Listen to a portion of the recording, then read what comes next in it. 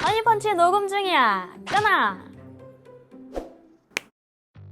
안녕하세요, 허니펀치입니다. 오늘 소개할 제품은 요즘 진짜 핫한 제품이죠. 갤럭시 Z 폴드 7입니다. 저는 예약 구매로 사서 한 2주 정도 써봤는데요. 생각보다 너무너무 좋더라고요. 원래 폴드라는 게 아재폰이었었잖아요. 이젠 아재폰을 탈출하고 완벽한 폰이 된 것 같다는 생각이 제일 많이 들었어요. 제가 산 건 민트입니다. 삼성닷컴 전용색이죠. 은은하게 푸른빛이 도는 게 너무 예쁘지 않나요? 보니까 생각보다 블루 섀도우가 인기가 많더라고요. 저는 이전에 S25 플러스 쓰면서 코랄 레드였어서 이번에 좀 연한 거 써보고 싶기도 하고 진한 색이 안 어울리는 케이스가 많기도 하고 아쉬운 점이 좀 있어서 민트로 질러버렸는데 진짜 만족합니다. 예쁘죠?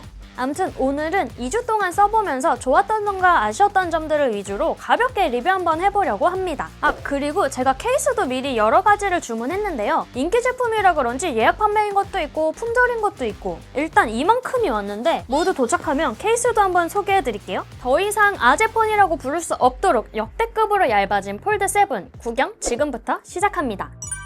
폴드 7은 블루 섀도우, 실버 섀도우, 제트 블랙 3가지 기본 컬러가 있고 삼성닷컴이나 삼성 강남에서만 구입할 수 있는 민트까지 총 4가지가 있습니다. 뒷면에 민트 컬러 상큼하고 이쁘지 않나요? 프레임하고 깔맞춤으로 은은한 민트톤이라서 잘 어울리는데 진짜 얇아서 약간 컬러에서도 힘을 빼주니까 상당히 괜찮습니다.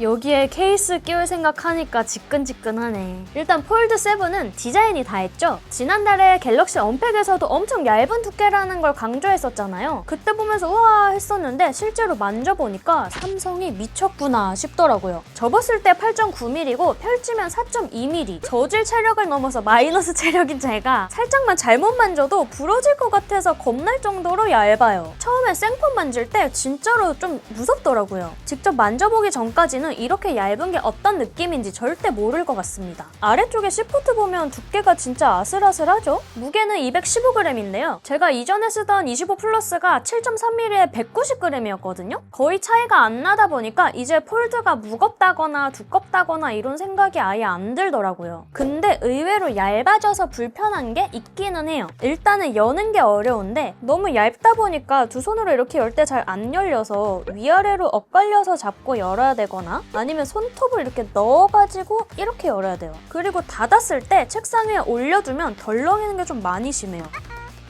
얇은 것도 있는데 카투티 때문에.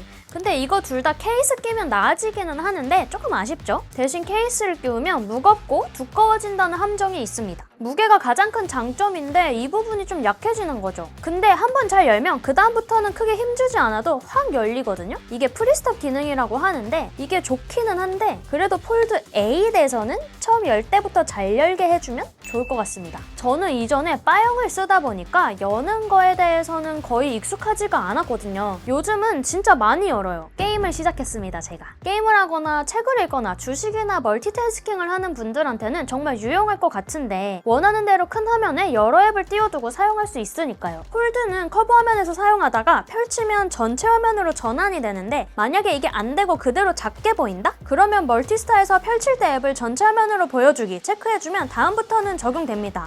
근데 이거 해상도 뭐죠? 가끔 이렇게 해상도 최적화가 안 돼 있는 앱이 있는 건 좀 아쉽습니다. 그냥 크게 쓰고 싶을 때는 껐다 키는 수밖에 없나 봐요. 그래도 이게 어디야. 그리고 카메라가 좀 가리기도 하는데 저는 크게 거슬리진 않더라고요. 이런 내용들은 뒤에서 조금 더 자세히 얘기해볼게요. 일단 제품을 받으면 긁히거나 찍히거나 뭐 다른 이상은 없는지 꼼꼼히 살펴보잖아요. 근데 거기서 끝나면 안 됩니다. 잘 켜지는지 사용하는데 이상은 없는지 확인도 해야겠죠. 그래서 다음에 해야 될 일은 불량 테스트인데 설정에서 디바이스 케어, 자가 진단, 휴대전화 진단으로 들어가면 센서, 버튼, 스피커, 카메라, 화면, 최적화 등등 직접 확인해 볼 수 있습니다. 전면 커버 디스플레이는 가로폭이 64.9mm로 0.5mm 늘어나서 6.5인치 2520에 1080 다이나믹 아몰레드 2X 디스플레이로 전작보다 0.2인치 커졌어요. 120Hz 주사율로 부드럽게 화면 볼 수도 있고요. 화면비는 21대 9, 일반 바 타입 스마트폰과 비슷해지기는 했는데 그래도 좀 좁다? 이런 느낌이 있더라고요. 특히 이거 쓰다가 원래 쓰던 25 플러스 잠깐 써봤는데 너무 넓어지더라고요. 체감이 좀 큽니다. 메인 디스플레이 디스플레이는 2184-1968 다이나믹 아몰레드 2X 디스플레이로 0.4인치가 늘어나서 8인치가 됐습니다. 유튜브나 일반 영상을 볼 때는 위아래 렛터박스가 많은 부분을 차지해서 어색하긴 한데 폴드7의 화면을 반반으로 나눠서 효율적으로 사용할 수 있다는 게 큰 장점이겠죠? 디스플레이 레이어 구조도 바꿔서 주름율을 개선했다고 하는데 실사용에는 큰 문제가 없는데 여전히 조금 보이기는 해요. 뒷반사도 꽤 심해서 신경 많이 쓰여요. 이미 아는데도 처음에 언박싱할 때 깜놀했잖아요. 힌지 설계도 내구성을 높이기 위해 바꿨다고 하는데요. 펼 때는 아까 얘기했던 것처럼 손톱컨이 있어야 되고요. 케이스를 끼우면 많이 괜찮아지겠죠? 폴드6까지는 0에서 180도까지 원하는 각도로 펴서 사용할 수 있었죠. 이것도 아까 얘기하긴 한 건데 프리스톡 기능이라고 100도 정도를 넘으면 뒤로 완전히 펼쳐지게 됩니다. 폴드7의 장점은 8인치 대화면이죠. 그래서 여러 앱을 띄워놓고 사용할 때 진가를 발휘하는데요. 버벅이거나 앱이 꺼지는 일은 아직까지는 없었습니다. 제대로 멀티태스킹을 하려면 설정에서 유용한 기능 멀티 윈도우에서 설정해주면 더 쉽고 편하게 쓸 수 있습니다. 두 손가락으로 앱 화면을 밀면 분할 화면이 되는 밀어서 분할 화면 아니면 윈도우에서 창을 줄이듯 모서리를 잡아 끌어서 원하는 크기로 분할된 팝업 창을 보여주는 밀어서 팝업 화면 이 둘 중에 원하는 걸 선택하면 폴드7의 대화면으로 제대로 된 멀티태스킹을 경험할 수 있습니다. 그리고 굴락도 제대로 활용하면 정말 좋을 것 같더라고요. 퀄컴 스냅드래곤 8 엘리트4 갤럭시 성능이야 갤럭시 S25에서 이미 검증했으니까 믿을 수 있고요. OS 최적화가 잘 돼 있어서 그런지 멀티태스킹 작업에도 부드럽고 안정적으로 계속 사용할 수 있더라고요. 메인 화면에 있는 펀치 카메라에